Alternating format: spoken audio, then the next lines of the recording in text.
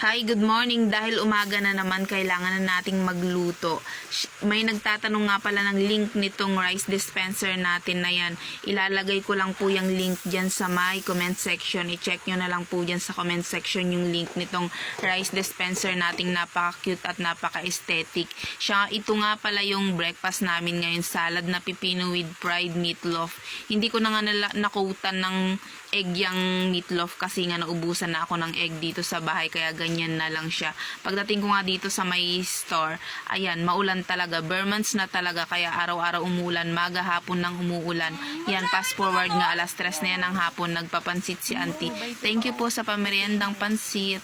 At fast forward nga, pagdating ko dito sa bahay ngayong hapon, isinalansan ko na tong egg na binili ko kasi nga hindi nga pwedeng mawalan ng egg, lalo na pag may mga bata at lalo na't may pasok sila. Ito lang po. Bye. Thank you for watching. See you in my next mini vlog.